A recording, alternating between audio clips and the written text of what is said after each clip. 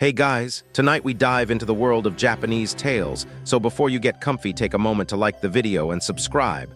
But only if you genuinely enjoy what I do here, and let me know in the comments where you're tuning in from. So, kick back and relax as we immerse into this magical journey together. So with that being said, let's go. The first dawn did not rise in silence. It came not with a golden light or soft warmth, but with a terrible, resounding shriek, a raw, primeval rift torn through the fabric of the infinite void.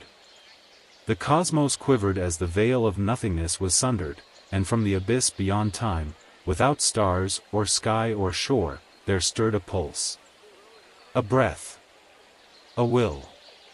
From this breach in formless darkness emerged the first kami, vast and unknowable, drifting through the birthless ether like echoes of a dream not yet spoken. They were without name or boundary, indistinct shadows of divinity. And yet, among them stirred two spirits that would become known across the ages, Izanagi, the male who invites, and Izanami, the female who invites. Their essence shimmered faintly with curiosity, with yearning. Though formless, they gravitated toward one another, drawn by a force older than language, an aching to give meaning to the formless.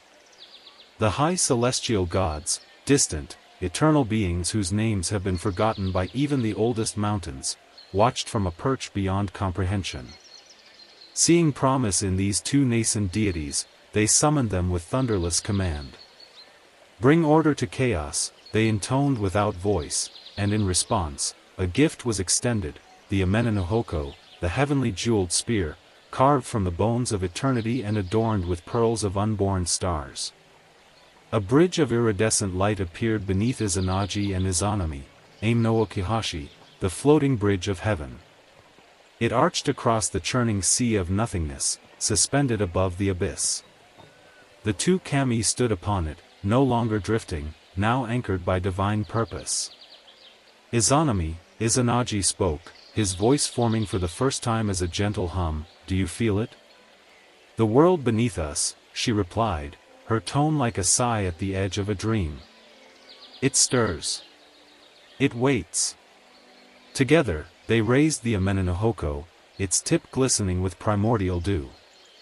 They lowered it into the formless, chaotic ocean, the void's breath heavy and trembling. Slowly, reverently, they stirred. The motion was deliberate, wide, slow arcs that churned the waters with sacred intent. As they lifted the spear, viscous droplets fell from its tip. The droplets thickened, hung suspended, and began to harden.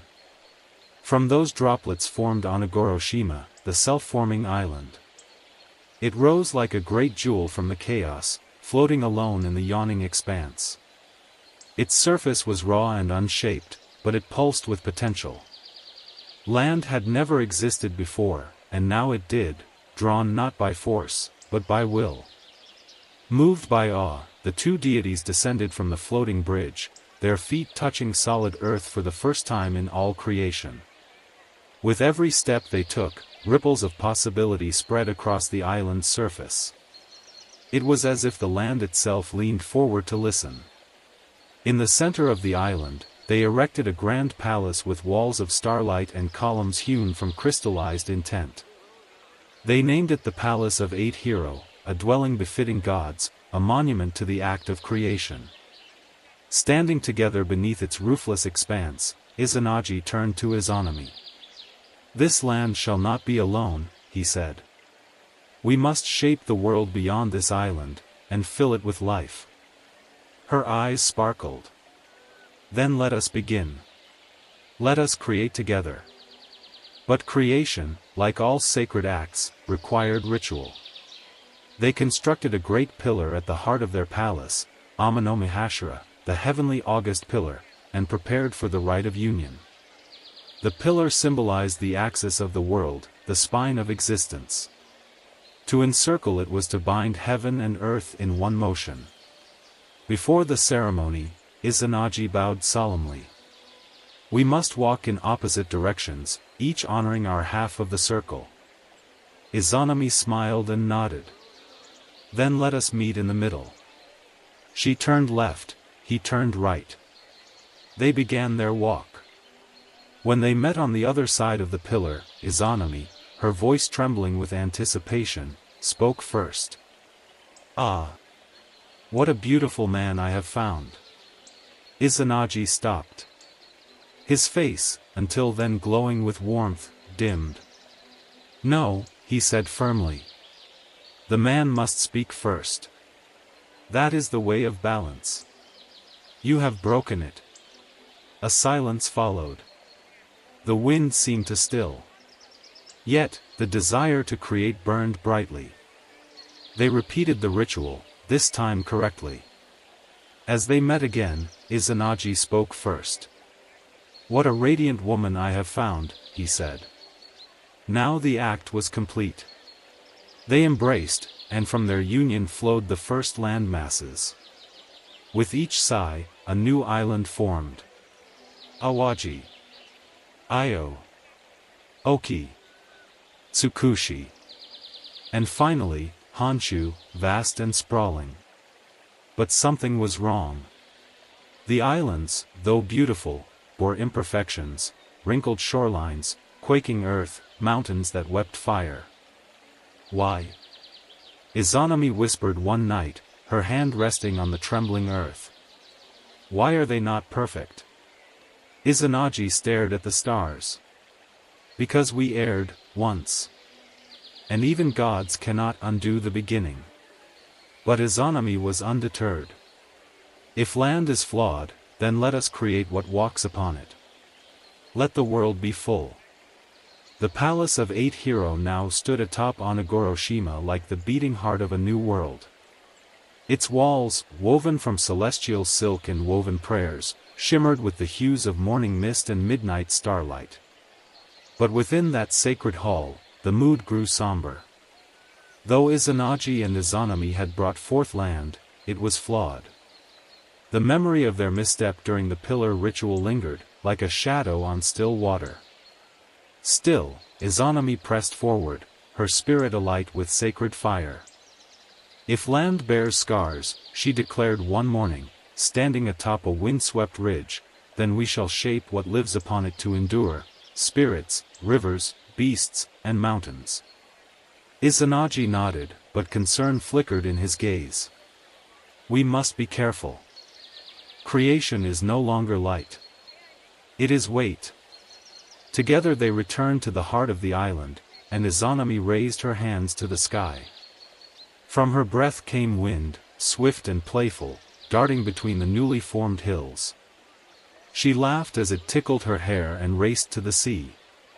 From her heartbeat came trees, sugi and sakura, pine and plum, each one unfurling like dancers from the soil. Her voice summoned the rivers, which flowed with gleaming laughter. Flowers opened wherever her feet touched the ground. Izanagi watched with reverence, then stepped forward to add balance. He raised a hand and shaped the bones of the mountains, steady and stoic. From his will, the tides obeyed. He called forth clouds, and they drifted like thoughtful old men across the young sky. He gave the world stone and shadow, gravity and depth. As they worked in tandem, the land stirred. Life flickered in the valleys and trembled on the mountainsides. From their shared spirit came the kami, the divine spirits, guardians, tricksters, and lords of all they touched. There were kami of laughter that hid in bubbling streams, kami of rage that rolled with thunderheads, and kami of love that bloomed with the plum blossoms. Each one had a name, a face, a duty. Each one a living thread woven into the tapestry of the world. But with each act of creation, Izanami grew paler. Her steps slowed. Her hands trembled. Izanagi, though deep in his own work, noticed. "Izanami," he said gently, offering a cup of clear mountain spring water. "Rest a while. Creation is a song, but it must not consume its singer." She smiled faintly, cradling the cup. "It is too beautiful to stop. I feel it, all of it. The pulse of rivers. The ache of roots. The yearning of stars. He knelt beside her. Even gods must pause, my love. But she would not listen. One night, beneath a moon they had not yet named, Izanami cried out in pain. Her body convulsed, her eyes blazing with fevered light. The ground beneath her buckled. Izanagi, she gasped, her voice choked with fire. It comes. Another kami, a powerful one. He rushed to her side, cradling her as her form burned with searing energy. From her womb burst Kagutsuchi, the kami of fire. The air screamed. The heat was unbearable. Flames licked at the palace walls, and Onigoroshima shook to its roots. Izanami shrieked as her divine flesh blistered and blackened. Fire, raw and untamed, poured from her like molten grief. Izanagi wrapped his arms around her, but his hands could not stop the searing. Stay with me, he pleaded. Izanagi, she whispered, her voice a flicker. I gave too much. And then she was still. The fire died down, but its scar remained. Kagutsuchi stood in the center of the ruined chamber, his body glowing with sullen embers, unaware that he had claimed his own mother's life in his birth. A silence fell over the world. Izanagi could not speak. He rose, trembling, his expression hollow. His hands, once strong enough to stir oceans, now shook as he drew his sword, Tatsuka no Tsurugi. Kagutsuchi, he murmured. Your flame stole her from me. He did not wait for judgment. In a storm of fury, Izanagi struck down his son, cleaving him into 8 burning pieces, each howling as they fell to the earth. Where the fragments landed, volcanoes were born, mighty peaks spewing fire into the sky, forever echoing the scream of their origin. Blood poured from the slain kami. From that divine blood, even more deities emerged, gods of iron, stone, and vengeance. But Izanagi saw none of them. He knelt amid the ashes of creation, clutching the blackened scarf Izanami had once worn in her hair. I will not let her be lost, he swore through tears. Not to this silence. Not to this void. And so, despite every omen and fear, he set his gaze downward, to the place where no light dwells. To Yomi. The winds across Onigoroshima had grown still. Where once the trees danced to Izanami's breath, now they stood silent, their branches limp, their blossoms faded. The island, the cradle of creation, had become a mausoleum. Izanagi sat alone on the scorched steps of the ruined palace of 8 Hero, the scent of ash and char still thick in the air. He held the blackened comb that once adorned Izanami's hair, its teeth cracked from flame. Grief had hollowed him, made his divine presence flicker like a fading flame. But in that silence, a resolve hardened inside him. Izanami, he whispered into the still air. I will not let death take you. He stood, shoulders squared, and turned his eyes toward the distant horizon, where the edge of the living world blurred into a shadow too deep for day. The gateway to the underworld, Yomi, lay hidden there, an ancient cavern sealed by time and taboo. He set forth alone, crossing the rivers and valleys they had once created together. Forests bent as he passed. Mountains trembled beneath his footsteps. Even the kami, born of their union, turned away as he neared the threshold between worlds, for no god had dared cross into the realm of the dead before. The entrance to Yomi was a jagged maw in the earth, cloaked in a cold mist that turned breath to ice. It pulsed with decay and silence so deep it gnawed at thought itself. Izanagi hesitated. One step beyond this gate, and he would no longer be clean. He would carry the stain of death forever. But the memory of her voice, the light in her eyes, the laughter that had made stars sing, he could not abandon it. He stepped into the darkness. Immediately, warmth fled his body. The air turned heavy, thick with the stench of rot. The world of the living vanished behind him as he descended into winding tunnels of slick stone and endless gloom. Time became meaningless. The echo of his footsteps whispered cruel secrets in his ears. "Izanami," he called out, again and again, his voice cracking with desperation. For what felt like centuries, he wandered through halls of bone and shadow. Pale lights flickered on the edges of his vision, faces twisted by hunger, spirits half-formed and murmuring in forgotten tongues. They reached for him, but Izanagi pressed on, guided by hope. At last, in the deepest chamber, he found her. She sat atop a stone dais, cloaked in shadow. At first glance, she seemed unchanged, still graceful, still radiant. His heart surged. "Izanami," he cried, rushing forward. She turned slowly. Her voice came soft, like dry leaves tumbling across stone. "Izanagi, you came? I have come to take you back," he said, kneeling before her.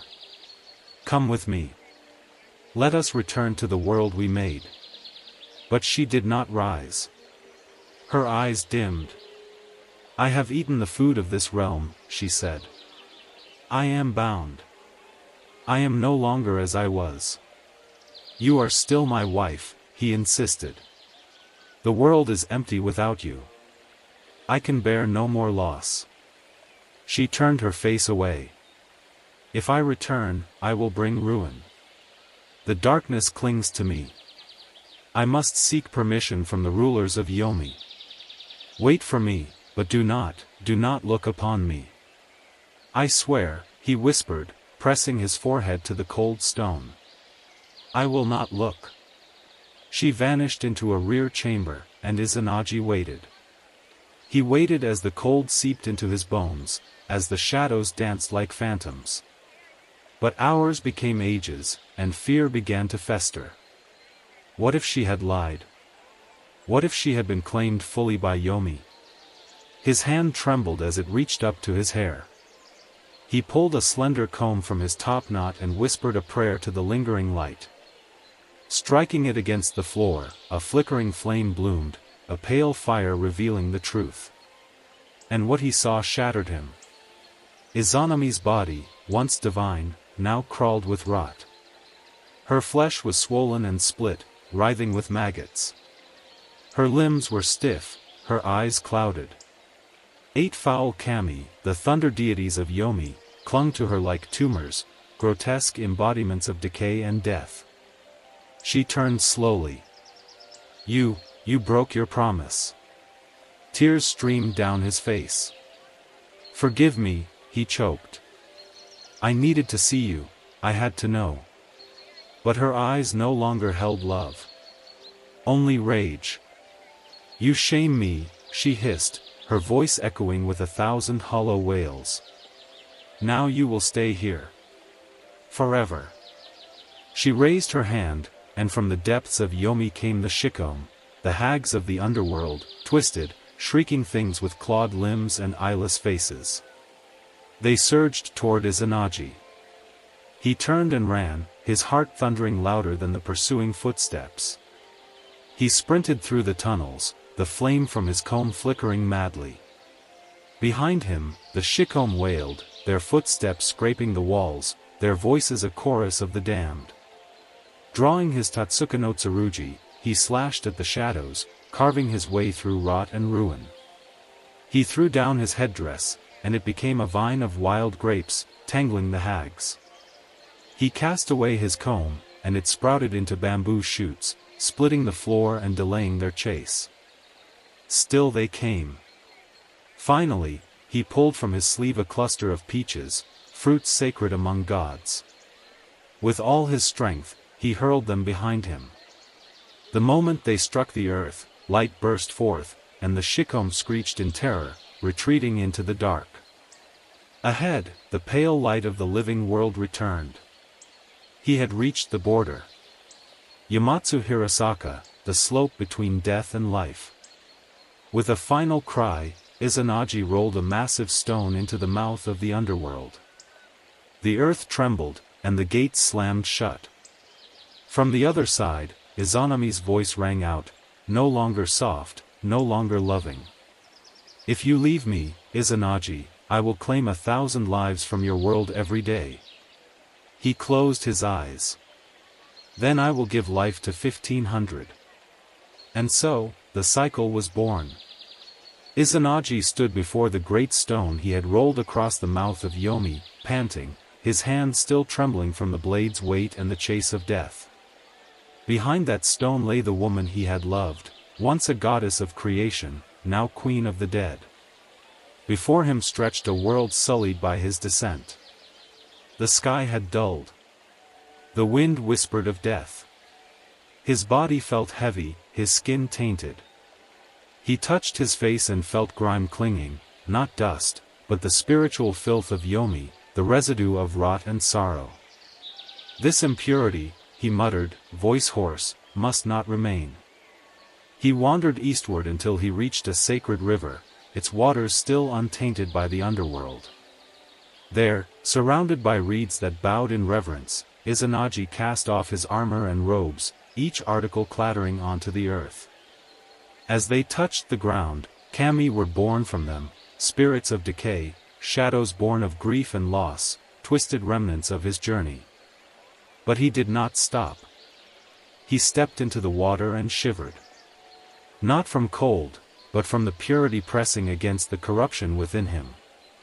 He knelt in the shallows, and the river surged around his body, tugging at the residue of Yomi, peeling it away like old skin.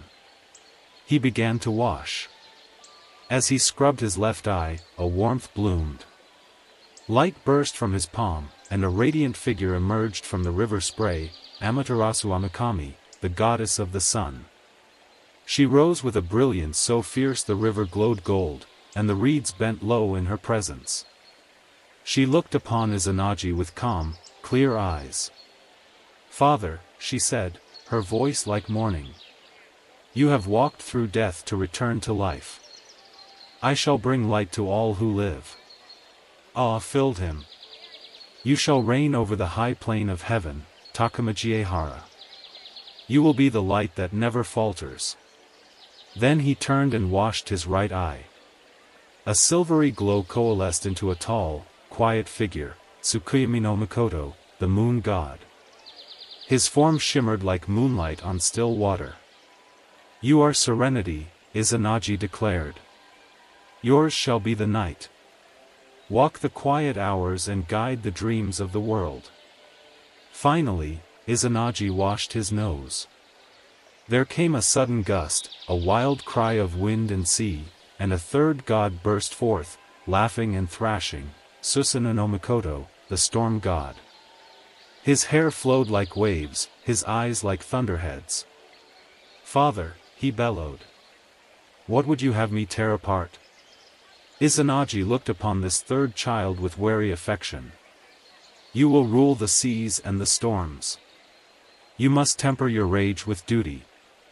But even as he spoke, he saw the storm already growing behind Susanoo's eyes. The river now shimmered with divine power. Amaterasu stood upon a beam of sunlight. Tsukuyomi's reflection rippled across the waters. Susanoo skipped stones, only for them to explode into whirlpools. Izanagi gazed upon the three, the brightest of all the kami, and knew that his journey, while marked by death, had given birth to something eternal. "These are my children," he declared to the heavens. "From my pain, the world has gained its sun, its moon, and its sea. Let them be the lords of heaven and earth." But his work was done. Wearied beyond words, Izanagi withdrew from the affairs of the world. He walked alone toward the mountains, seeking quiet. Behind him, the three precious children stood at the edge of destiny, separate, unequal, and already trembling with the weight of the future. They did not yet know that love, jealousy, and wrath would soon divide them. The high plain of heaven, Takamajihara, was radiant beneath Amaterasu's reign. The sun goddess ruled with steady warmth, her court a gleaming sprawl of cloud palaces and divine groves where the kami flourished in harmony.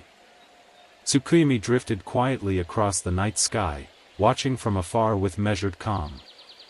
But below, Susanoo stirred. The storm god, wild-haired and restless, had grown sullen. He stalked the ocean's edge, bare feet pounding the surf, his voice booming like distant thunder.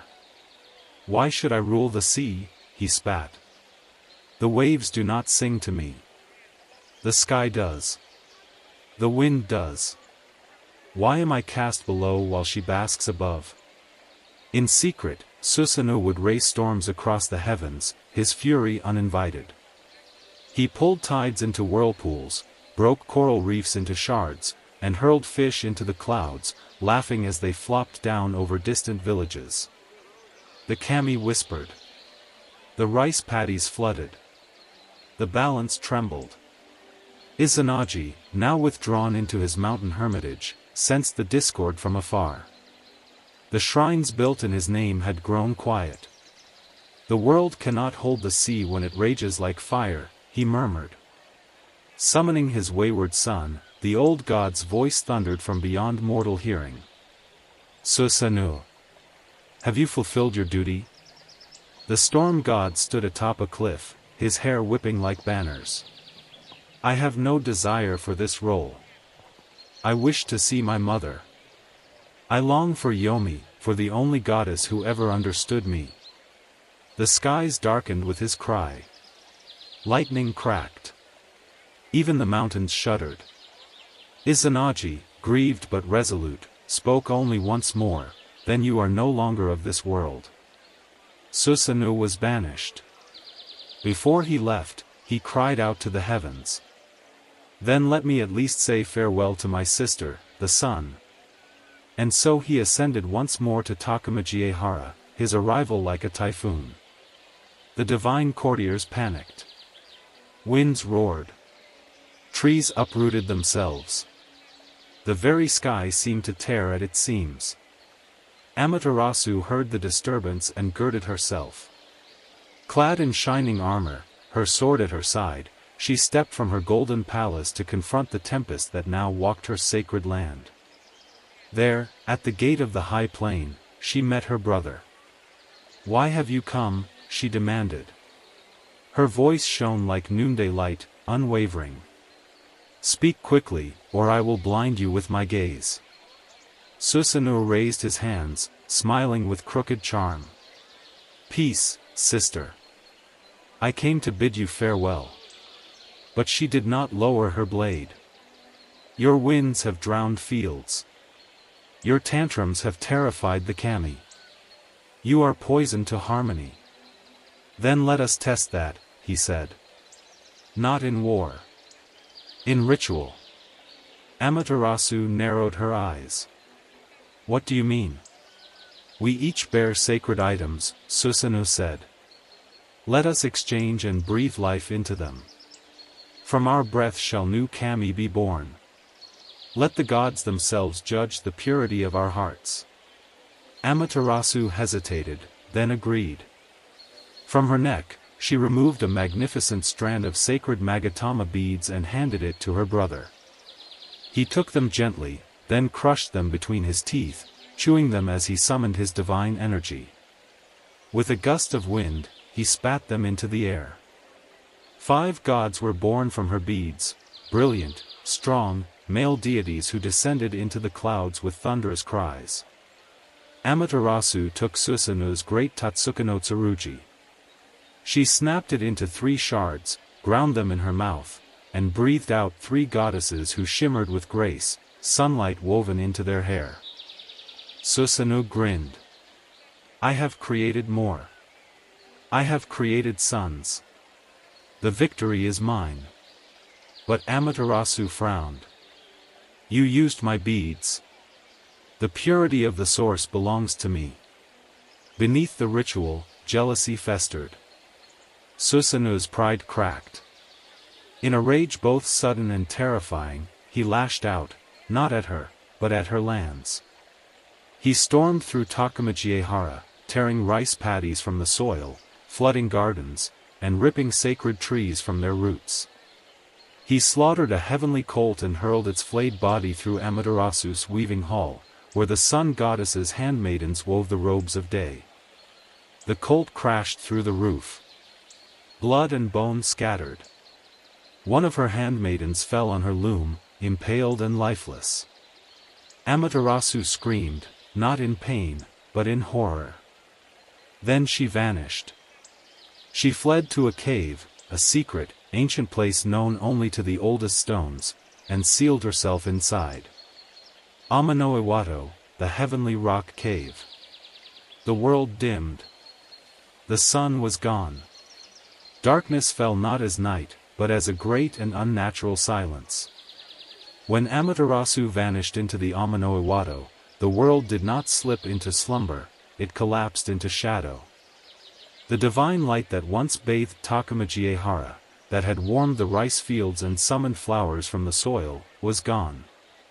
The heavens dimmed. The stars shivered. No dawn rose. The celestial realm plunged into confusion. Crops withered. Rivers turned sluggish and cold. Kami, who had once basked in Amaterasu's brilliance, now huddled beneath stone eaves, whispering in fear. "She is gone," murmured the spirits of the trees. "She has sealed herself away," cried the wind Kami. The storm drove her to sorrow. The great gods convened at the Yasukawa plain, a sacred plateau that overlooked the void where light had once reigned.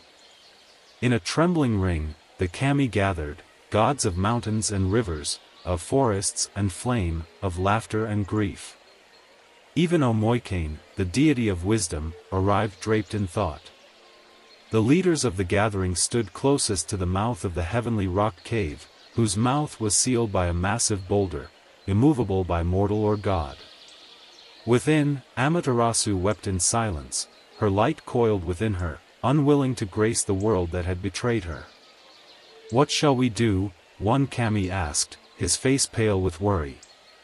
"Without her, we will wither. The humans below will starve. The seasons will collapse." A deep-voiced god stepped forward. "We must force her out." "No," said Omoikane, his brows furrowed. "She fears us now. She must return willingly. Or her light may never again shine the same." The council fell into grim silence. Then, out of the circle stepped a figure clothed not in armor or finery, but in garlands of leaves and bells, Aim-no-Yuzum, goddess of dawn, mirth, and sacred revelry. "I will bring her back," she said, her eyes twinkling despite the gloom. A murmur swept the gathered gods. "You," one scoffed. "This is no matter for jesters and dancers." But Omoikane smiled. "Do not mistake joy for weakness." Without another word, Yuzum approached the cave mouth. She placed a great bronze mirror, Yata no Kagami, upon a stand in front of the boulder. Then she overturned a barrel and climbed atop it. She took a deep breath, and began to dance. At first, it was slow, just the faint ringing of her anklets, the swaying of her hips in rhythm with an ancient, sacred drumbeat no one remembered teaching. But soon, her body twisted, dipped, and rolled. Her sleeves flew like birds, her bare feet stamped thunder into the earth. She laughed, tossed aside her robes, and danced wildly, naked beneath the stars. The other gods gasped, and then roared with laughter. The mirth was infectious. Some clapped in rhythm. Others began to sing. For the first time in an age, joy pierced the gloom. Within the cave, Amaterasu stirred.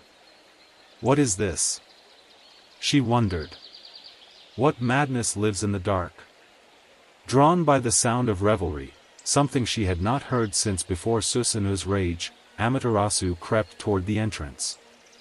From a crack between stone and shadow, she peered out, and was startled. The mirror shone before her. And in it, she saw herself, not as she remembered, but luminous, divine, and unbroken. Her beauty was intact. Her light had not dimmed. The kami had gathered not to mock her, but to long for her return. Aim no Yuzum called out, "Look, Amaterasu. We celebrate because your light still lives." Amaterasu stepped forward, drawn by her reflection, her breath catching in awe. In that moment, the strong-armed god Tsukuyomi, who had hidden beside the cave entrance, leapt forward. With a shout, he grasped the boulder and hurled it away, opening the cave fully. Sunlight burst across the plain, banishing shadow, searing through clouds, and chasing darkness from the hearts of all beings. The gods erupted in cheers. The wind rejoiced. Flowers bloomed at their feet. Amaterasu stood blinking in the light of her own making. "You did this," she whispered to Yuzum. Yuzum only smiled. "Your sorrow taught us the cost of your absence. But your return reminds us of joy." Amaterasu, heart moved by the celebration, agreed to resume her place in the sky, but on one condition. "Susanoo," she declared, voice resolute, "must be punished. No light can shine where shadow runs wild." The kami nodded in solemn agreement. When Amaterasu returned to her heavenly throne, her first act of mercy was to restore the rhythms of light, the rising and setting sun, the warmth of seasons, the golden glow that caressed fields of rice and stirred oceans from slumber. Her second act was judgment. She summoned the celestial court, and there, before the pillars of Takamajihara, stood Susanoo, his clothes torn by wind, his eyes defiant but clouded with shame. The assembled kami lined the edges of the court, silent. The great mirror Yada no Kagami shone above them, reflecting all truth. None could lie before it. "You desecrated my lands," Amaterasu's voice rang out, firm as midday sun. "You shattered our sacred fields. You defiled my weaving hall. You caused the death of a handmaiden. Do you deny it?" Susanoo lowered his head. His once proud shoulders sagged. "No," he murmured. "I was lost in rage. I do not deny it." Whispers stirred among the gods. Amaterasu's gaze did not soften. "Your crimes cannot go unpunished." She raised a hand. "I strip you of your titles. You are no longer of Takamajihara. You shall walk the mortal realm, bare, alone, without blessing or sanctuary." Tears welled in Susanoo's eyes, but he did not plead. Not this time. She turned to the assembled gods. "He is not to be harmed, but he is not to be welcomed. Let the world decide if he can change." And so it was decreed. Tsukuyomi, the strong-armed god, seized Susanoo by the collar and led him to the edge of heaven. There, atop the floating bridge of heaven, where once Izanagi and Izanami had stirred the ocean, Susanoo stood one final time as a god of the sky. The wind howled around him. "I did not wish to rule the seas," he said to no one. "But I never wanted to fall." Without waiting, Tsukuyomi pushed him forward. Susanoo plunged from the heavens, like a meteor tearing through the sky. Clouds scattered in his wake, birds fled, mountains shuddered. He fell for what felt like years, past realms of spirits and forgotten winds, until the firmament caught him. He landed not with fury, but with a broken whisper. The earth did not welcome him. The land cracked beneath him but did not soften. He rose from the crater alone, disgraced, mortal in all but strength. The world of Ashihara no Nakatsukuni, the central land of reed plains, stretched before him, lush and wild, filled with spirits and mountains he did not know. It was a place of mortals and kami, tangled and unfinished. His heart, once filled with storms, now ached with silence. He wandered for days through forests and valleys, following rivers downstream.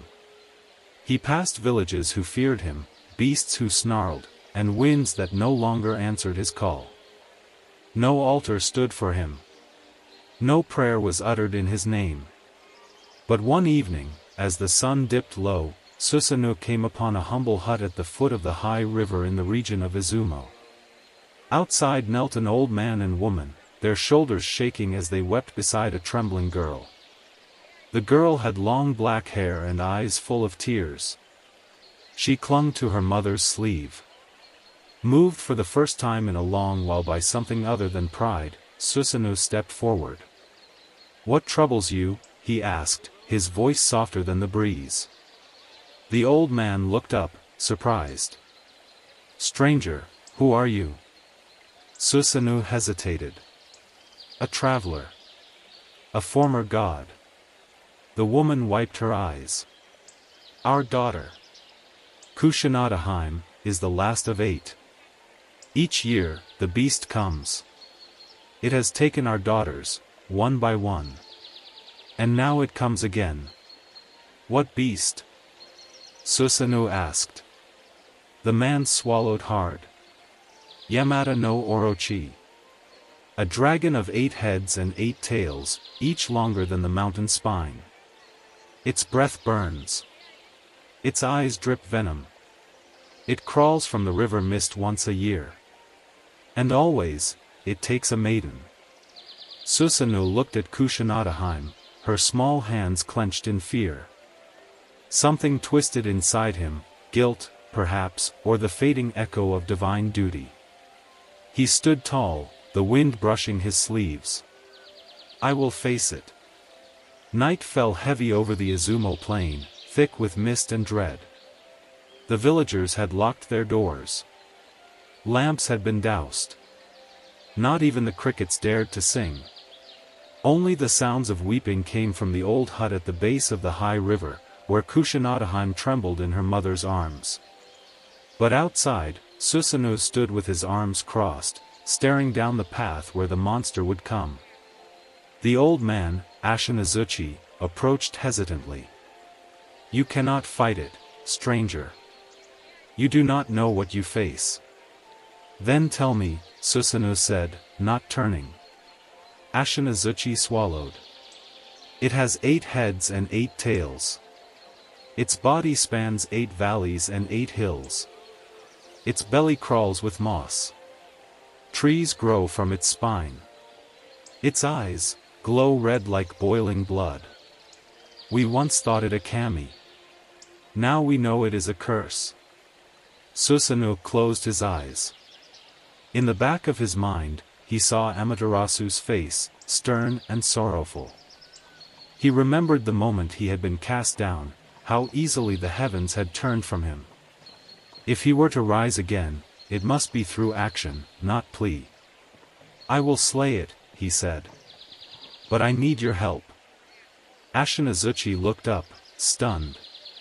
"What would you have us do?" "Bring me the strongest sake you can brew. Enough to fell a god."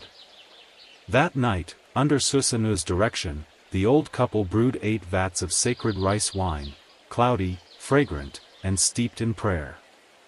The storm god marked 8 clearings in the river valley and placed a vat in each, surrounding them with bamboo and plum blossoms to mask the scent of humans. Then, he stood before Kushinadaheim. "I will protect you," he said, kneeling. "But I must act quickly."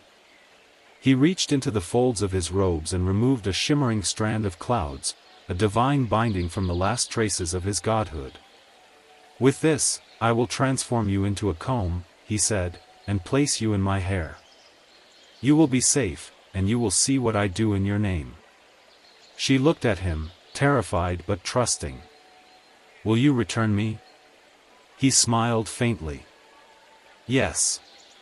With both hands, and without blood." Kushinada nodded, and with a whisper of wind, she became a beautiful hair comb, nestled just behind his ear. Then, the ground began to shake. A low hiss filled the air. Trees bent as something vast stirred the wind. Mist coiled upward into twisting towers, and a sulphurous stench rolled across the plain. From the shadowed hills emerged the beast. Yamata no Orochi. It was as the tales had said, greater, even. Each head moved with its own will, a serpent of bone and thunder. Bark grew from its scales. Its eyes were furnaces. Its tails dragged furrows through the land. One head sniffed the air, and found the scent of sake. The others followed, snarling. Susanoo watched from the rocks above as each head found its vat, dipped low, and drank. They drank greedily. The sake was divine, infused with ritual, brewed beneath sacred prayers. The monster drank deeply, then swayed. One by one, its heads began to droop. Its tails curled, then fell limp like severed ropes. Susanoo leapt down from the cliff, his hair streaming behind him. He drew his blade, Tatsuka no Tsurugi, its edge gleaming with lightning. With a roar, he charged. His first strike took one head clean off. Black blood erupted like a geyser. The earth hissed where it landed. The second head lunged, jaws wide, but Susanoo ducked, rolled, and severed its neck from below. The third and fourth were slower. The wine had dulled them, and his strikes were swift. By the fifth, the beast had begun to wail, a sound that cracked the sky and made rivers tremble. The sixth rose high, flinging stones with its tail. Susanoo leapt into the air, struck mid-flight, and sent the severed head tumbling into a gorge. By the seventh, his arms ached. His breaths came ragged. His divine strength was fading, but so too was the beast's fury. He stood before the final head. It stared at him, not in rage, but sorrow.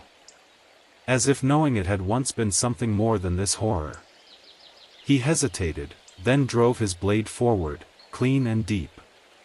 The final head fell. The ground shook no more.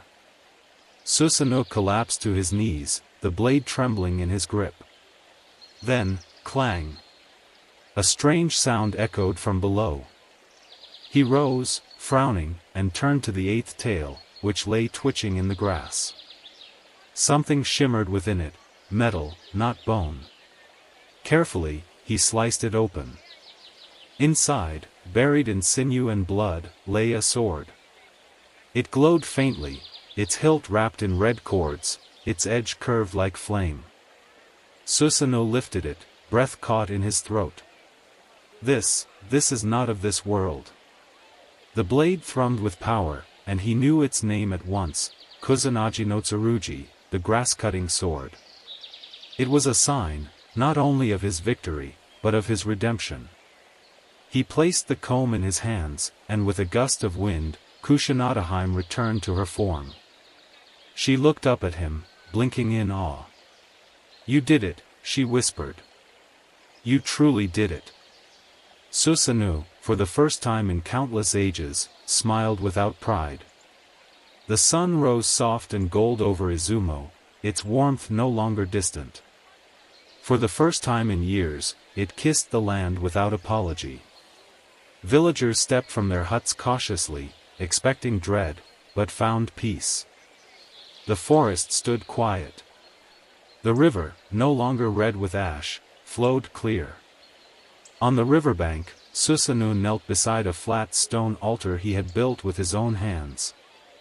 Before it lay the Izanagi no Tsurugi, the blade born from the belly of a god-eating dragon, wrapped in white cloth, its hilt bound in sacred cords of red and gold. Kusanadaheim stood beside him, her hands pressed together in silent prayer. She no longer trembled.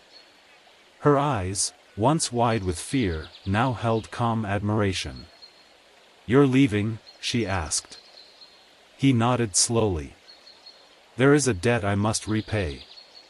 Kusanada stepped forward and placed a string of tiny magatama beads into his palm. "Then go. But take a piece of peace with you." He smiled, took her hand, and pressed his brow to hers. "You gave me purpose. I won't forget." Then, without another word, he turned his face toward the sky.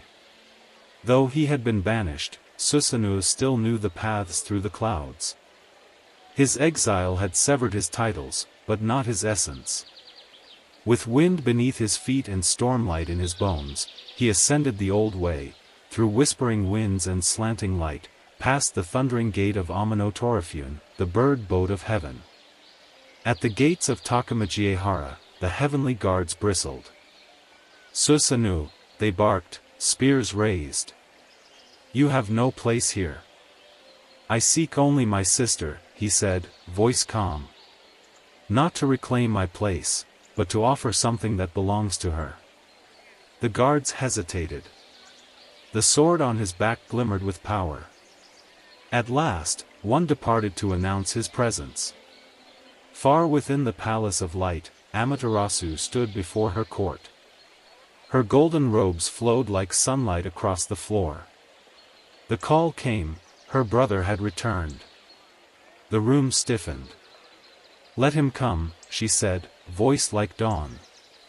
Let us see what storm now walks. Moments later, Susanoo stepped into the hall, head bowed. He wore no crown, no armor. His hair was tied back with a reed. In his arms, wrapped with care, was the sword. He knelt without being asked. I do not ask forgiveness, he said. Only that you accept this. He unwrapped the cloth, and the Kusanagi no Tsurugi gleamed like fire given form. A hush fell over the gods. This sword was born from death, carved from the belly of Yamata no Orochi, he said. I offer it to you, sister, as proof that even storms can protect. Even destruction can serve life. Amaterasu stepped forward. She did not speak at first.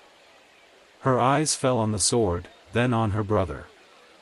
She saw the hollowness where his pride once burned. She saw his hands, calloused, not from striking, but from lifting, building, carving altars of stone and love.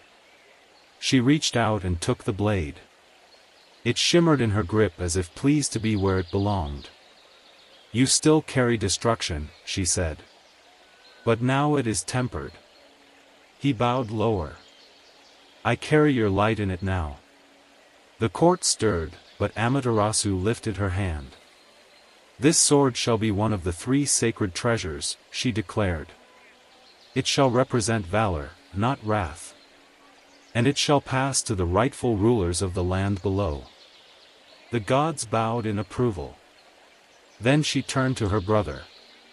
Your exile remains, she said. Not as punishment, but as freedom. The earth needs guardians. You are no longer a god of heaven, Susanoo, but a god of the land. He nodded, rising slowly. Then I shall protect it. With both hands.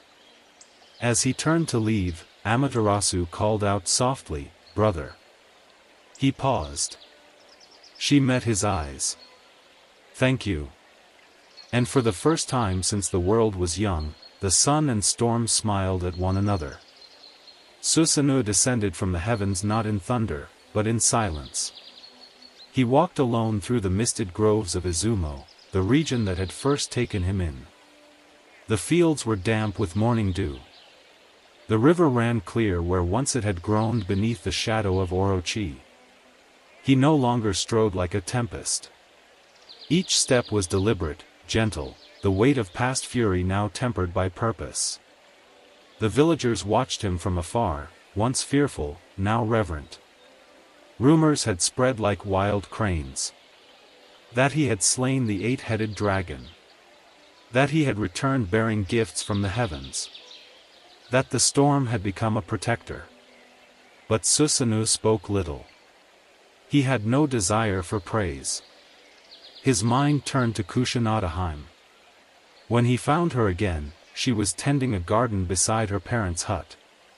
The moment she saw him, she dropped her bundle of herbs and ran to him, barefoot across the earth. You came back, she whispered, breathless. I keep my promises now, he said, brushing her hair back with a calloused hand. In time, they wed beneath the high boughs of the sakaki tree, where kami are known to dwell. The rites were performed not with the grandeur of heaven, but with the simplicity of earth, rice cakes, fresh water, sake, and folded cloth left upon a mossy altar. The land seemed to breathe easier. Susanoo raised no palace. Instead, he built a shrine, low and broad, its beams carved from cedar, its threshold swept daily. He named it Suga no Yashiro, the Hall of Suga, and there he enshrined the Kusanagi sword, not for worship, but for remembrance. Beside the shrine grew rice fields that he and Kushinada tilled together. With his once mighty hands, he worked the earth, planting seeds, repairing water channels, and helping the villagers rebuild what Orochi had destroyed. To the children, he was not a storm god, but a tall man who could split a log with one swing and make wind follow his songs. Yet Susanoo's divine blood could not be hidden for long. One spring evening, a flock of wild cranes descended over the shrine, wheeling in perfect silence. The villagers froze, eyes wide. From among them stepped a boy, not yet of age, who had been mute since birth. He reached toward the birds and spoke. "Thank you, God of the winds," he whispered. "You gave me a voice." Gasps rang through the crowd.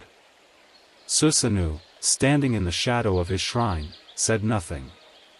But inside, a warmth stirred. Not the pride that had once burned too hot, but a quiet kindling of grace. As years passed, his children were born, Okunanushi among them, the one destined to become a great ruler of the earthly realm. Susanoo raised them not with wrath, but with ritual and kindness, teaching them the names of stars, the flow of seasons, the taste of wind before a storm. The kami of nearby provinces began to visit Suga no Yashiro, drawn by the change in him. Some came in disguise, testing his humility. Others brought offerings, wood carvings, silk, fermented rice, left at the edge of his garden. He welcomed all who approached in peace. But sometimes, late at night, when the wind was strong, he would climb the high hill behind the shrine and gaze north, toward the faint glow of Takamajiehara. The stars felt farther now, but he did not long for them. He had fallen once. And risen differently. The legacy of storms, he now knew, was not destruction. It was transformation. One evening, as fireflies blinked across the fields, Kushinada found him on the hilltop. "You still watch the sky," she said, sitting beside him. He nodded. "To remember what I was. To remind me never to become it again." She leaned her head on his shoulder. "You've changed more than the land."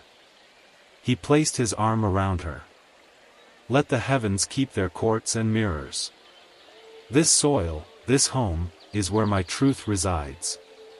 And so the storm god laid down his blade, and the wind that once howled with fury now rustled leaves in the orchard, whispered through tall grass, and carried laughter through the valleys of Izumo.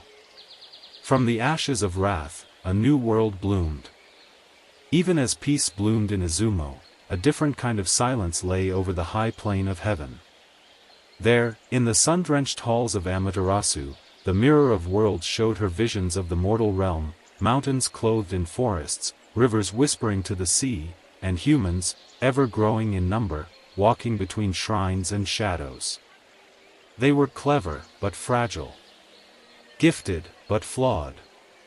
And the land, Ashihara no Nakatsukuni, though beautiful, remained wild and untamed. War still smoldered between clans. Spirits fought over groves and rivers. Some kami grew distant, others too proud. Amaterasu stood at her balcony, the light of her robes casting long golden lines upon the stone. "It is time," she said quietly, "to send one of our blood below." The gathered kami murmured in surprise. Omoikane, ever wise, stepped forward and bowed. "To descend from heaven is no small thing. Who among the divine shall walk as king among mortals?"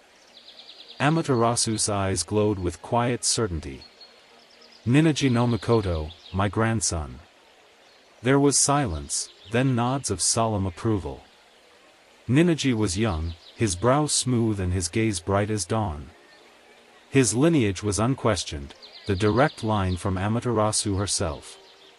Yet he had never set foot on earth. He had lived his life among clouds and light, hearing tales of storms and dragons, of Susanoo's wrath and redemption. Now, destiny stirred in his chest like a drum. When he was summoned before his grandmother, he knelt low, his forehead to the polished floor. "You called me, grandmother son?" he asked. Amaterasu studied him, his hands still soft, his shoulders not yet bowed by burden. But she saw in him potential, not yet shaped by hardship, and that was the seed from which true leadership might grow. "You will go to the land below," she said. "To guide it. To rule not with fear, but with harmony." Ninaji's heart fluttered. "And if the land rejects me?" "You carry heaven's blessing," she replied. "But the world must still be earned." She summoned the three sacred treasures. First, she placed the Yata no Kagami, the mirror, into his hands. To see clearly, not only the world, but yourself. Next, she gave him the Yasakani no Magatama, the curved jewel, warm and pulsing like a heartbeat. To hold the spirit of unity. And finally, wrapped in golden silk, she presented the Kusanagi no Tsurugi, the blade taken from Orochi's tail, once offered by Susanoo himself. "This sword was born in fire and fury," she said. "But tempered by atonement. Let it remind you that even divine right must be wielded with humility." Ninaji bowed, overwhelmed. "I will honor these treasures, and the world they are meant to serve." Amaterasu raised her hand, and 8 divine retainers stepped forward to accompany him, gods of land and harvest, guardians of tide and sky. Among them was Aim no Yuzum, her laughter now seasoned with wisdom, and Sarada Hiko, the great earth kami with a towering frame and glowing beard, who would guide the way to the land below. Together, they made ready for the descent, known forever as the Tensun Korin, the divine descent. But before he left, Ninaji returned once more to Amaterasu's side. "Will I see you again?" he asked, his voice smaller now. She smiled, placing her hand on his shoulder. "I am the sun. Even when I vanish, I am never truly gone." Then, upon the floating bridge of heaven, beneath a sky lit gold with farewell, Ninaji and his divine company stepped downward, into mist, into legend, into the land his people would one day call Japan. Mist swallowed the earth as Ninaji no Mikoto stepped from the floating bridge of heaven. The air of the mortal realm was thick with scent, soil and cedar, brine and smoke, unlike the clean stillness of the high plain. Beneath his sandals, the land felt alive, pulsing with invisible threads of energy that twisted through riverbeds, coiled in caves, and drifted beneath the leaves like unseen breath. Beside him walked the 8 divine retainers. Sarada Hiko, tall as a pine and broad as a gate, took the lead, his eyes glowing like smoldering coals as he studied the path ahead. "This is no silent realm," he said. "Ashihara no Nakatsukuni is full of prideful gods who call this land their own. You will not be welcomed with garlands and tea." Ninaji gripped the treasures Amaterasu had entrusted to him. The mirror, the jewel, and the sword hung from his side like the weight of the sun itself. He straightened his spine. "I do not seek conquest," he said. "Only harmony." Sarada Hiko grunted. "Then be prepared to fight for peace." Their path took them across rice paddies and river plains, through thick forests where old trees bent low to listen. In each village they passed, mortals bowed low, not in reverence, but in fear. Stories had spread, a prince of heaven had come, bringing new laws, new gods, and a sword that cut not just flesh, but fate. On the 3rd day, they arrived at the foot of Mount Takachiho, a sacred peak wreathed in eternal cloud. There, at the boundary between worlds, stood a hall of stone guarded by fierce kami with crimson masks and iron staves. From within came the voice of Okuninushi, son of Susanoo, and current ruler of the land. "I know who comes," he said, voice deep as thunder over sea. "I know the gleam of heaven's steel." The doors creaked open, and Ninigi stepped inside. Okuninushi stood tall, his hair like ink and his garments woven with symbols of wind and storm. Around him lingered dozens of earth-born spirits, foxes with ember eyes, owls that blinked sideways, wolves who spoke in dreams. He regarded Ninigi coolly. "You've come to take what we shaped," he said. "Do you know the names of the rivers that feed these fields? The spirits in each tree?" "I know they are sacred," Ninigi replied. "And I did not come to steal." Okuninushi tilted his head. "Then why do you carry a sword?" "To cut through conflict, not hearts." The earth god's eyes narrowed.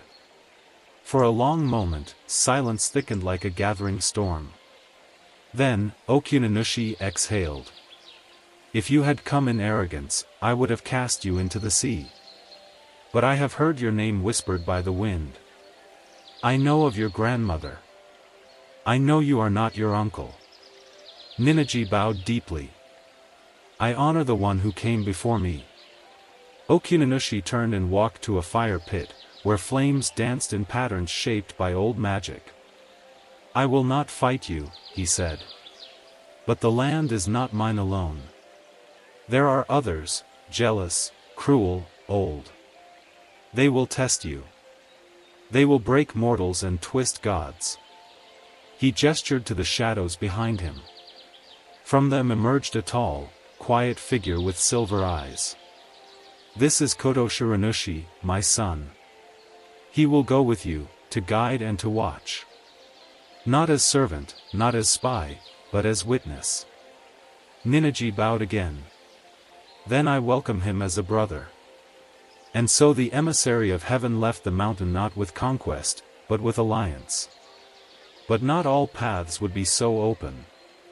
Beyond Takachiho, past rivers cloaked in fog, there waited older things, kami who had slumbered for centuries, who still remembered the time before Izanagi and Izanami stirred the sea. And some would not go quietly. Spring passed softly across the hills of Hyuga, painting the valleys in white plum blossoms and the first blush of sakura.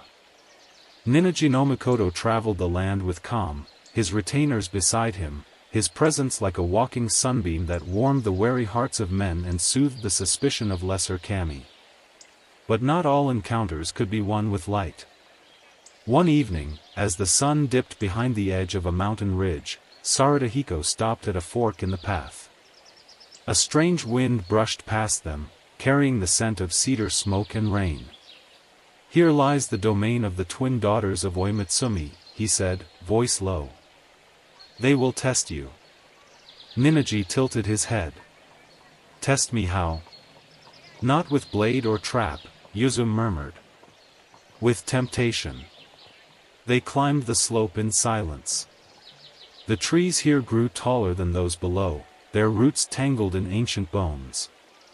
Finally, at the mountain's crest, they emerged into a sacred grove. There, beside a still pond reflecting the moonlight, stood two women. Kanahana Sakuyaheim, the Blossom Princess, stood in robes of pink and white, her hair glistening like the petals that fell around her feet. Beside her, cloaked in mist and shadow, stood Iwanagaheim, her elder sister, draped in stone-gray silk, her face solemn, eyes dark as obsidian.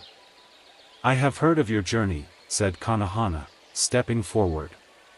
Her voice was the laughter of spring water, clear and soft. "We are daughters of the mountain god. Our father offers us both to you, Ninigi no Mikoto, as wives. From your choice will descend your children, and your fate." Ninigi blinked. "Both?" "It is the will of Oimitsumi," said Iwanaga, her voice deep and slow, like rumbling granite. "I bring the gift of endurance. My flesh is as stone, unaging, unbroken. Through me, your bloodline would last as long as the mountains." Kanahana stepped lightly between them. And I bring the gift of beauty, of joy and vibrant life. Through me, your line will be brilliant and beloved, like flowers in spring. Ninigi looked between them, one radiant, one stark. One soft and shining, the other carved from silence and shadow. He did not hesitate. I choose Kanahana Tsukuyomi, he said. The one who makes the world bloom. Iwanaga's eyes did not change, but the wind seemed to still. As you wish, she said, and turned away. Kanahana only smiled, offering her hand. Thus began their union, marked with sake poured over sacred rocks and the scattering of flower petals across their bedding mat beneath a canopy of moonlit branches. But as they lay together that night, she whispered, "My sister's blessing was not a lie. Her body is eternal. Mine, like the blossom, will fade." "I know," Ninigi said. "But life is made beautiful by its end." Their wedding was followed by days of gentle peace. Kanahana laughed often and spoke with kindness to the earth kami. She gathered herbs from the hills and wove wreaths for the local spirits. When she became pregnant, the joy spread like pollen on the breeze. But whispers stirred. She bore him a child after a single night, some kami muttered. It is not his. She consorts with lesser gods. The slander reached her ears. Infuriated by the insult, she called Ninigi into their shrine. "If you doubt me," she said, her voice sharp with pain, "then I shall give birth within fire. If my children are truly yours, they will be untouched by flame." He tried to stop her. "No. You don't need to prove." But she had already prepared the ritual. She entered a sealed hut of sacred wood, piled high with cedar logs, and set it ablaze. The wind howled. Smoke rose into the heavens. Ninigi stood outside, fists clenched, breath shallow. And from the flames came the cries, not of agony, but of life. 3 children were born from the fire, untouched by the flames, Hodori, Hosusuri, and Huri, each with eyes bright as starlight and skin unmarked. Kanahana emerged last, soot-stained but radiant. "Now you know," she said. "And now the world will know, your blood is sacred, and it endures." But far off, atop a wind-scoured peak, Iwanagaheim watched in silence. "You chose bloom over stone," she whispered. "And so your descendants shall bloom brilliantly, and fade swiftly." It was not a curse, but a truth. From Ninigi's choice that night, the imperial line would descend, glorious, shining, but mortal. Their time would be brief, but burning bright enough to illuminate all of Japan. Among the 3 sons born of fire and bloom, it was the youngest, Huri no Mikoto, also called Yamasaki Hiko, the prince of the mountain's fortune, who gazed most often at the horizon, where sea and sky kissed in silence. His elder brother, Hodori, was the prince of the sea's bounty, a master of tides and the net.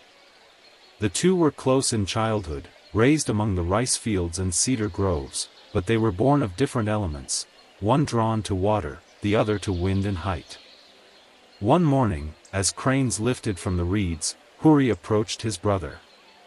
"Brother," he said gently, "may I borrow your fishing hook?" Hodori raised a curious brow. "The mountain's not enough for you, little bird?" "I wish to see what the sea offers," Huri replied. "I've mastered the bow. Now I wish to master stillness." Hodori laughed and tossed him the hook. "Take it then. But remember, the sea is not silent. It remembers everything you drop into it." Huri spent the day at the rocky shore, casting line after line into the surf. But he caught nothing, not a minnow, not even drifting kelp.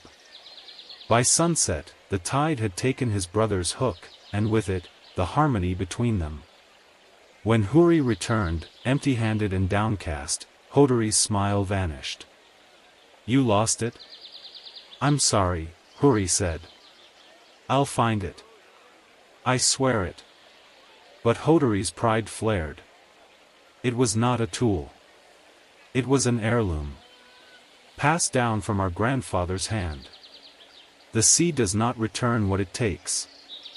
The next morning, Hori climbed the cliffs of Cape Kasasa, bowed before the waves, and whispered into the wind, I seek what has been lost. If any spirit of the sea hears me, guide me. The sea answered. From the surf rose a shimmering path of foam. The clouds parted, and a crane circled above. Without hesitation, Hori followed the tide line as it curled downward, not across water, but beneath it. The surface gave way. Breath did not fail him. Light danced like silk through the waves. He walked deeper, deeper, until coral palaces rose around him and pearl banners fluttered in the current like flags of dream. At the gate of the undersea kingdom, he was met by a pair of dolphin-eyed attendants who bowed low. You are expected, Hori of the mountain, they said in voices like whale song. He was led through gardens of glass anemones and whalebone colonnades to the throne hall of Ryugujo, the dragon palace beneath the waves. There sat Watatsumi, the dragon king of the sea, crowned in coral, his long beard trailing like kelp in still water. By his side stood a maiden with hair the color of moonlit pearls and eyes as deep as ocean trenches. This is my daughter, said the dragon king. Toyota Mahaim. She bowed. Welcome, prince of the mountains. Hori bowed back, caught in her gaze. I came seeking a hook. Watatsumi laughed. Then you are foolish or fated. Perhaps both. Toyotama stepped forward. Come. The sea remembers everything. And I remember you. So began his days beneath the sea. Each morning he woke in coral chambers, fed by seaweed and silver fish, lulled to sleep by currents that sang of time before land. Toyota Mahaim taught him the names of whales, the language of jellyfish, and how to hear the shifting moods of tides. The hook, long lost, was not mentioned again. Days turned to months. Hori's heart no longer longed for the mountains. The dragon palace felt like home. One night, under a roof of bioluminescent stars, Toyotama sang to him, an old song of seagrass and moon swells, and placed her hand in his. I dreamed of you, she whispered. Before you came. And I, Hori murmured, have been waiting since I was born. They wed beneath a canopy of flowing kelp, with sea dragons as witnesses and dolphins carrying torches of luminous coral. Watatsumi gifted Hori an armored tunic of woven scales, strong as iron yet weightless, and a blade forged from the fang of a sea beast long extinct. But in dreams, Hori began to hear his brother's voice again. Accusing. Echoing. Toyotama saw his restlessness. You still seek the hook, she said one morning. He nodded. I must return it. Or return with nothing. She reached into a red lacquered chest and pulled from it a tiny, curved object, rusted, but unmistakable. The sea never lost it, she said. It was held, waiting for you to become someone worthy of its return. Hori took it, silent with awe. But as he turned to leave, she touched his cheek. Wait one moon more, she said. I carry your child. When the tide pulled back at dawn, it left footprints on the shore, not human ones, but broad and scalloped, like the press of something older, something sacred. Hori stood on the beach of Kasasa, the mountain wind swirling through his robes, the sea heavy behind him. His feet, long untouched by soil, sank softly into the sand. Beside him walked Toyota Mahaim, her steps quiet, hesitant. The spray of the ocean still clung to her skin like pearls. She wore a robe of shimmering fish scales and a hood to cover her eyes from the fierce sunlight. She looked out at the land, her breath catching. This is the world you came from, she whispered. Hori nodded.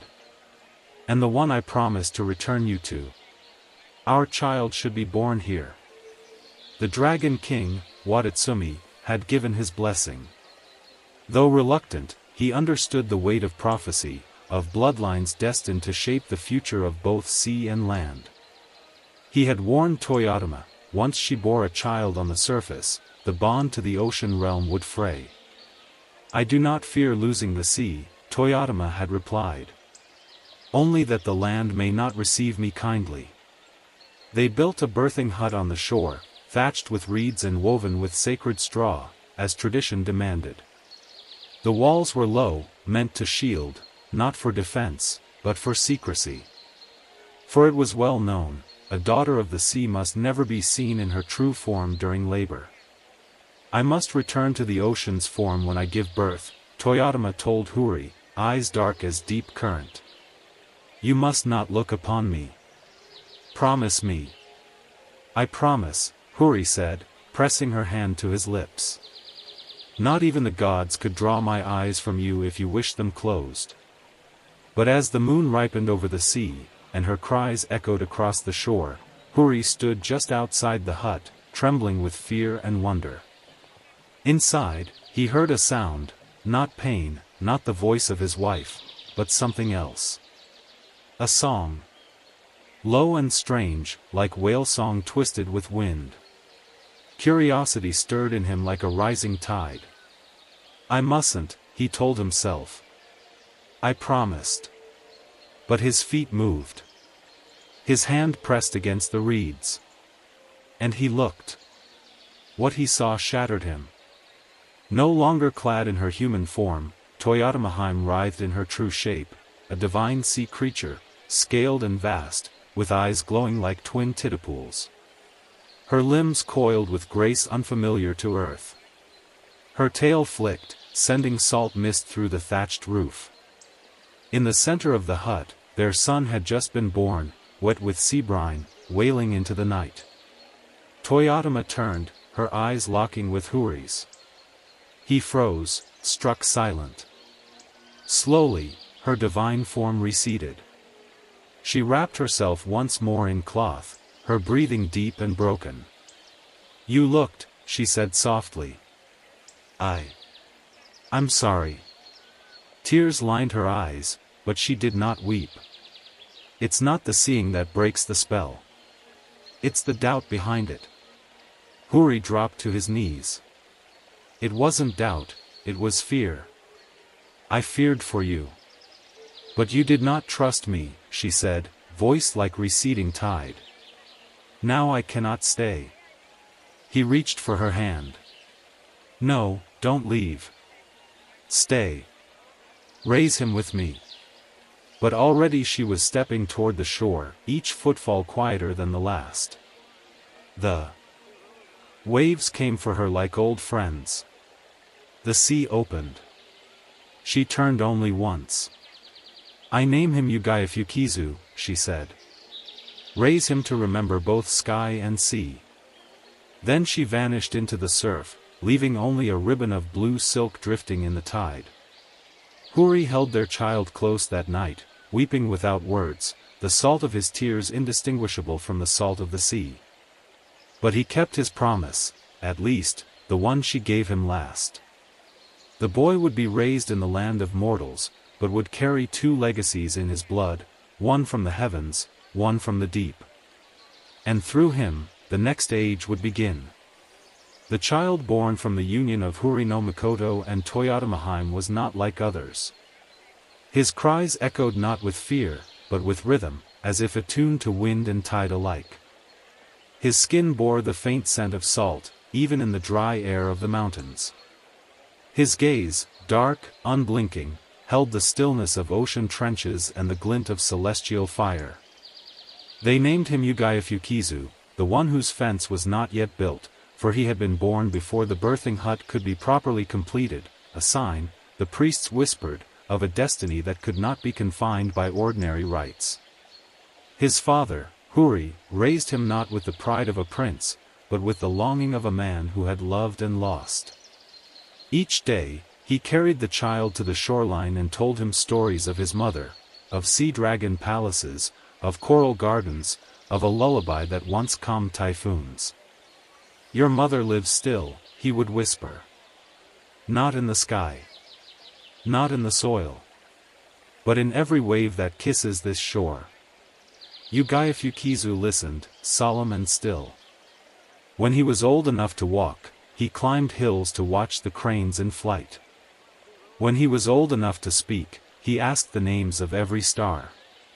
And when he was old enough to carry a blade, Huri gave him a small dagger carved from whale bone, not to cut, but to remind. "You are not just of the land," Huri said. "You carry the sea. The sky. And more than that, you carry promise." When the boy came of age, he was joined by a bride, Tamayori-hime, the younger sister of his mother, sent from the Sea Kingdom by Toyotamahime herself. She came not only as a wife, but as a guide, for her heart still echoed with the currents of Ryugujo. Together they walked the hills of Hyuga, planted rice with their hands, and built shrines at the mouths of sacred springs. Tamayori-hime sang to the rivers and spoke with wind spirits. Ugaya Fukizu listened and learned. Their union bore 4 sons. It was the youngest, smallest and quietest, who would change the world. They named him Heiko Hohatami, but he would be remembered as Jimmu. He was born in the hour before dawn, when the sky was neither dark nor light, and birds stirred in the reeds without calling.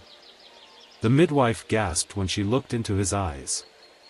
"Not a mortal child," she murmured. "Not fully." The kami came to bless him. The wind kami left feathers at his cradle.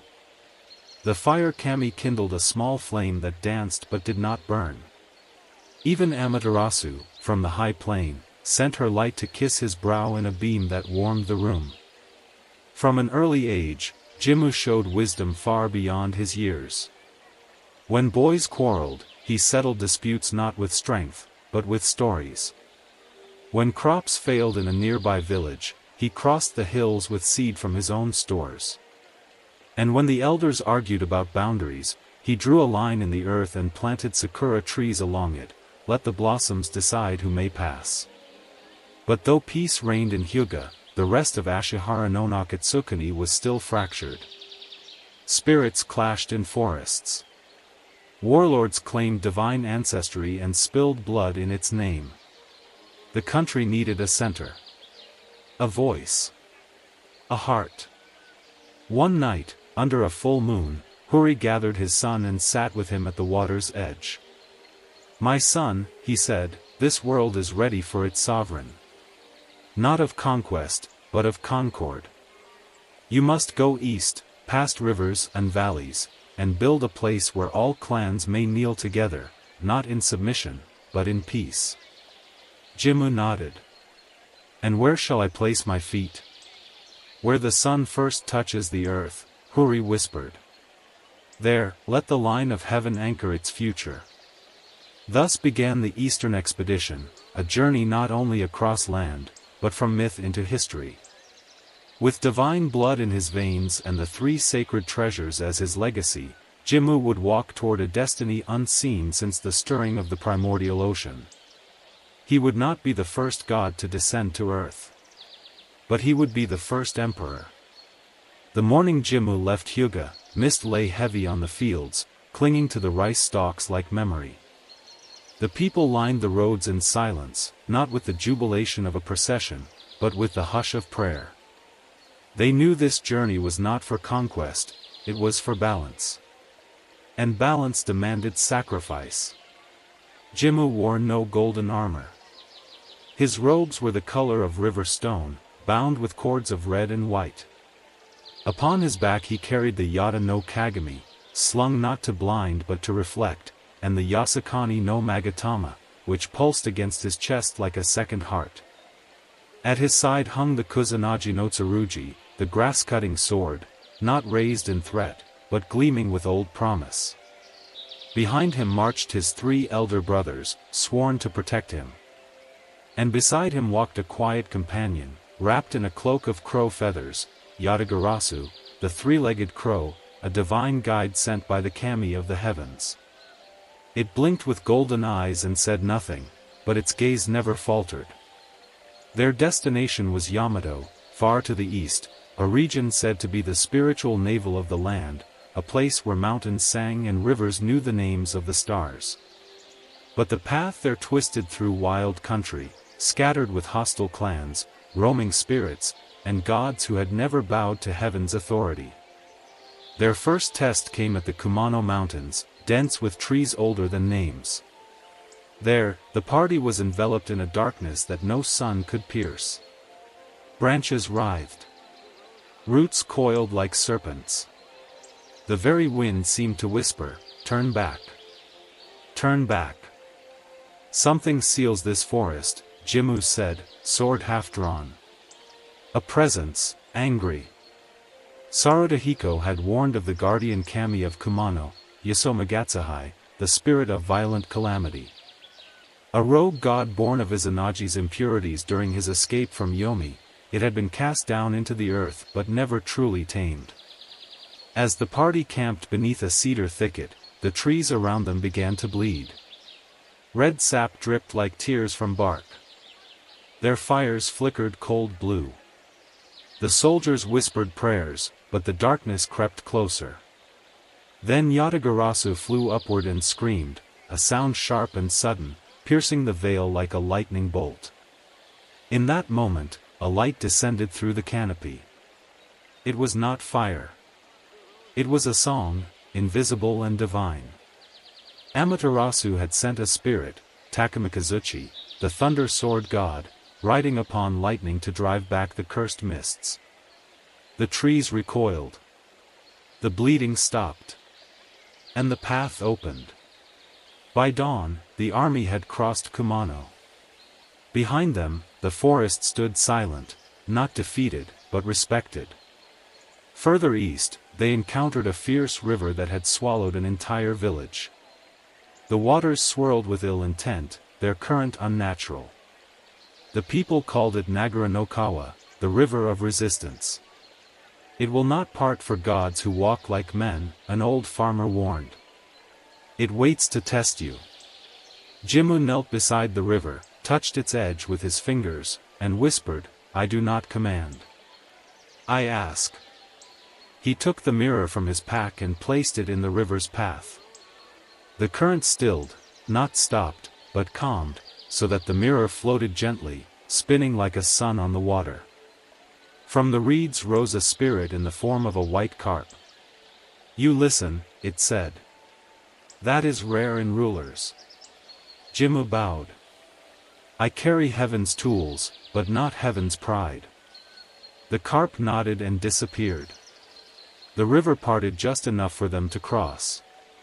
As the weeks passed, Jimmu's army grew, not through conquest, but invitation. Clans once hostile laid down spears when they heard his name. Ronin and river folk, blacksmiths and moon priests all joined his banner, not because they feared him, but because they believed. "The prince listens," they said. "The prince remembers the old gods and the new." But the journey was not without loss. One of his elder brothers, Itsuyu, fell in battle near Mount Osaka. Struck by a poisoned spear, he died cursing his own arrogance. "We tried to enter from the west, where the sun sets," he whispered as he bled. "That was our mistake. We should follow the sun, from the east." Jimmu wept over his brother's grave and altered his course. At last, they arrived at the Yamato Basin, ringed by sacred hills and mist-veiled lakes. There, the last great warlord of the land, Nagasunobiko, the long-armed prince, awaited them with a host of warriors, claiming he alone held dominion by birthright. He sneered at Jimmu's arrival. "Another son of the gods? The land does not need one more sword in its soil." Jimmu did not raise his blade. He raised the mirror. "Then let the land see itself," he said. "And choose." Nagasunobiko's army faltered. The sun broke through the clouds. And the battle that followed was swift, and strangely bloodless. Many of Nagasunobiko's own warriors dropped their arms, overcome by visions from the mirror's gleam. They saw not just themselves, but their ancestors, the mountains behind them, and the children yet unborn. In that moment, the land chose. Jimmu entered Kashihara with no fanfare, carrying neither crown nor scepter.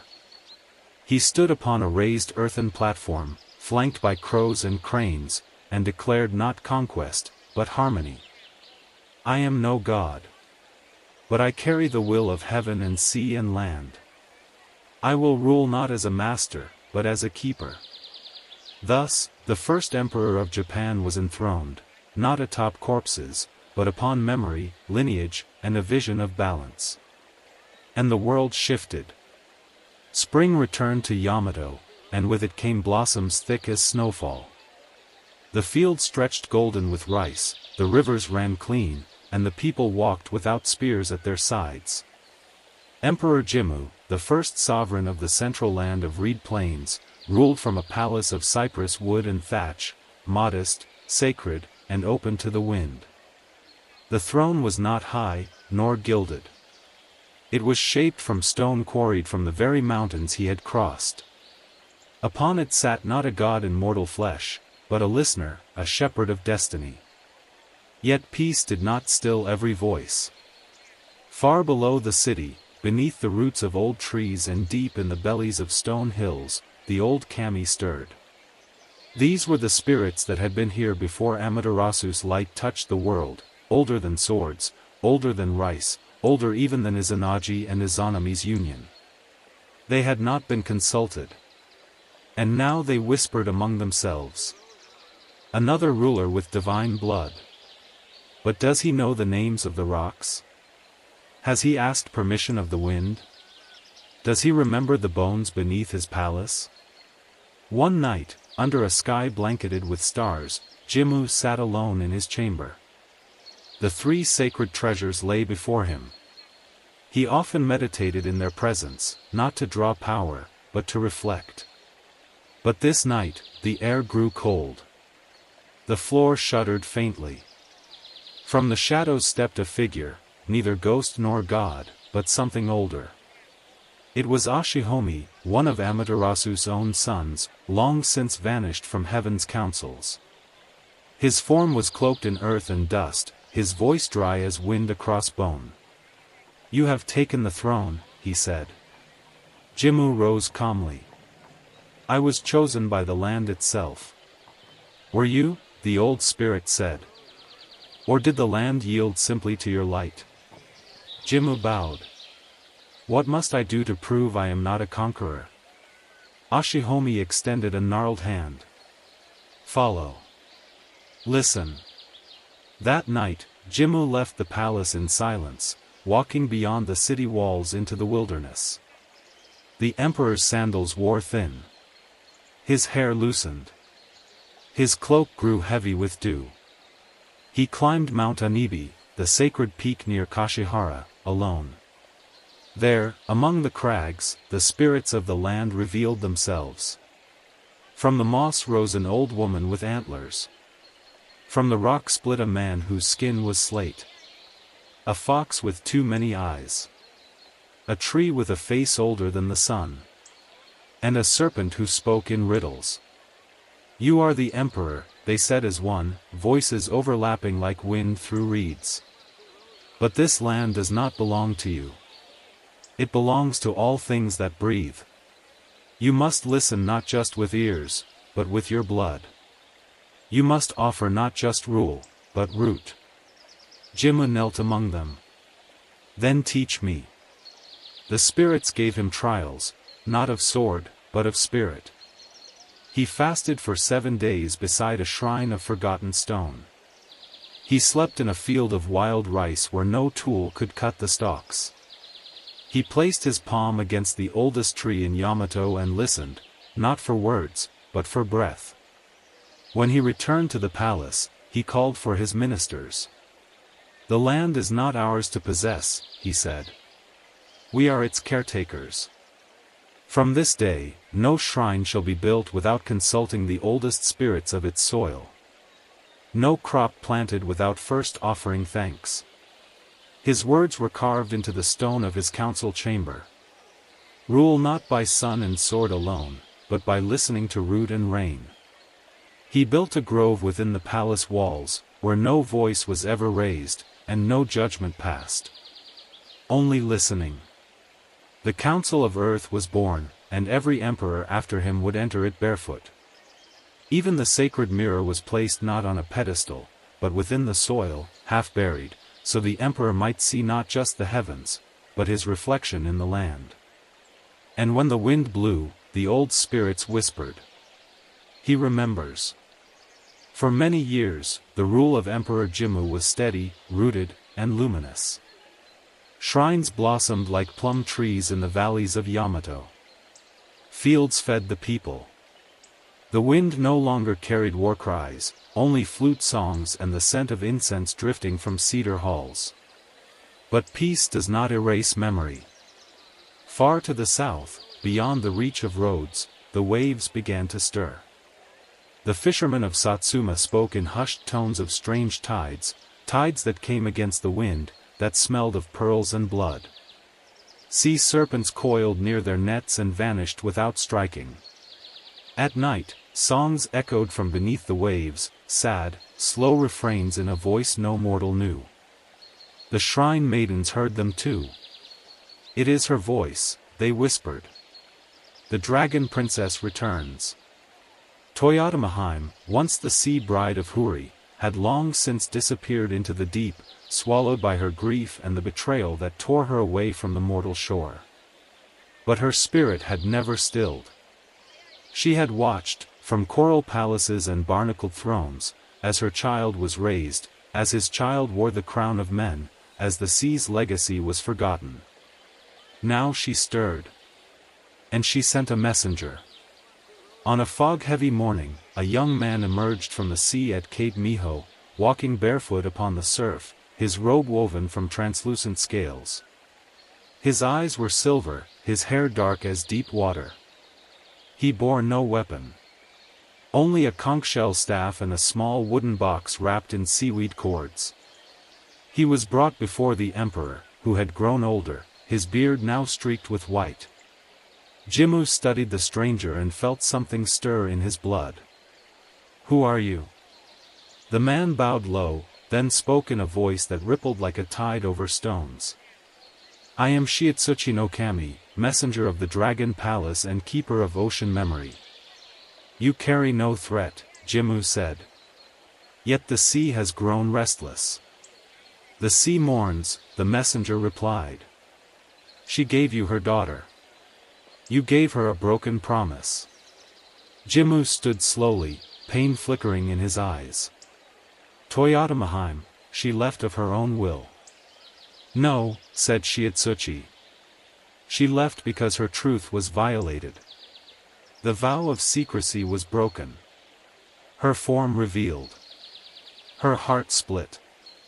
Jimmu lowered his gaze. "That was not my betrayal, but it is my blood that carries it." The messenger stepped forward and placed the wooden box before the emperor. "This is her gift," he said. "And her test." Inside lay a shell, coiled in impossible geometry, both nautilus and spiral staircase, its inner walls glowing faintly. Jimmu touched it, and visions flooded his mind. He saw the ocean as it had been, clear, infinite, brimming with gods and songs. He saw his grandfather, Huri, walking hand in hand with Toyotama beneath floating kelp gardens. He saw her tears, her silence, her voice breaking in the birthing hut. And finally, he saw her now, seated on a throne of black coral, her eyes closed, one hand outstretched toward the shore, waiting. The vision ended. Jimmu turned to Shiatsuchi, voice trembling. "What would she have me do?" "Remember her," said the messenger. "And let the sea be part of your world, not just its border." The emperor nodded.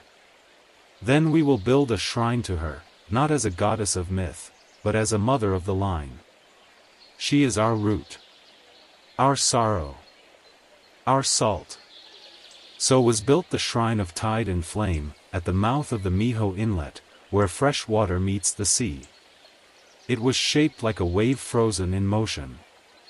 There, her story was carved in pearl and driftwood. Every 7th year, the emperor himself came barefoot to pour rice wine into the surf and sing a lullaby older than words. And when he did, the tide withdrew gently. The shrine became a place of pilgrimage, not just for nobles, but for sailors, poets, and those whose hearts ached for something lost. In time, legend said that on the calmest nights, a woman cloaked in seafoam would appear at the shrine's edge, watching in silence as the lanterns floated across the bay. Some said it was Toyota Mahaim. Others said it was her spirit watching over the children of her children, guiding them, reminding them that emperors may rise, that swords may gleam, but that all power must begin in remembrance. Years passed, and the emperor aged. Though still sharp of mind, Jimmu felt the slow coiling of time around his bones. He walked with a staff carved from sakaki wood, his breath shorter, but his eyes never dulled. In his final years, he often stood at dawn on the eastern balcony of the Kashihara Palace, watching the sun rise through pale mist. "I came from the east," he would whisper. "And to the east, all things return." The court feared what would follow him. Whispers rose in the shadows, warlords who remembered the days before unity, kami who had grown proud in stillness. Even some of Jimmu's sons, born of both heaven and earth, began to argue among themselves. Which of us shall rule when father is gone? The one with the blood of Amaterasu? No, the one with strength. The sword must choose. But the 3 sacred treasures did not speak to blood. They spoke to balance. Sensing unrest, Jimmu summoned his children and retainers to the sacred grove within the palace walls, the Council of Earth, where judgments were made not by decree, but by presence. He had them sit not upon cushions, but upon soil. The mirror was brought, placed upon a bed of river stones. The sword, wrapped in cloth, lay across a branch of pine. The jewel, glowing softly, hung above them, suspended from the bough of a flowering plum. Jimmu sat before them, his breath quiet, his robe plain. "This crown is not given by me," he said. "It is given by these." The room fell still. "The sword is not for conquest," he said. "It is to cut illusion, to separate truth from desire. The mirror is not for vanity, it shows the soul, even when we try to hide. And the jewel binds opposites. Sun to sea. Heaven to earth. Life to death." He turned to his sons. "You will not draw the sword to claim the crown. You will not look into the mirror to see power. You will hold the jewel, and speak not of what you want, but of what you remember." The eldest stepped forward. He took the jewel in both hands. "I remember riding with you through the fields of Yamato, when the crows flew low and the grain stood tall. I remember your stories of Huri and the Dragon Princess. I remember the first time you taught me to plant, and said, 'You are not feeding yourself. You are feeding the future.'" The jewel pulsed, faint and warm. Jimmu nodded. "You are ready." And so the lineage continued, not by birthright alone, but by reverence. The 3 sacred treasures passed from hand to hand through the ages, each emperor not crowned, but affirmed by them. When power wavered, the sword reminded them to cut pride. When doubt spread, the mirror showed them their truest face. When kingdoms fractured, the jewel drew them back together. In time, shrines were built for each of the treasures. The Kusanagi no Tsurugi was enshrined at Atsuta, where it slept beneath folded cloth and never left its scabbard. The Yasukani no Magatama was housed in the imperial regalia, worn close to the heart. And the Yata no Kagami, the mirror of Amaterasu, rested in Ise, bathed each day in the rising sun. Even when centuries passed, and swords were forged of steel and ships crossed oceans, the old stories remained. Not in scrolls alone, but in the hearts of those who bowed before shrines, who watched the sun rise over rice fields, who whispered thanks to rivers and rain. The divine bloodline endured, not because it was divine, but because it remembered. Remembered the fall of Susanoo, and his rising again. Remembered the laughter of Yuzum, and the light she coaxed from sorrow. Remembered Toyotomiheim's tears, and the sun born from surf and fire.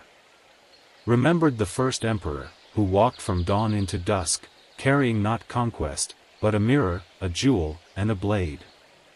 And so the crown remained. Not as a thing of gold, but as a story, alive.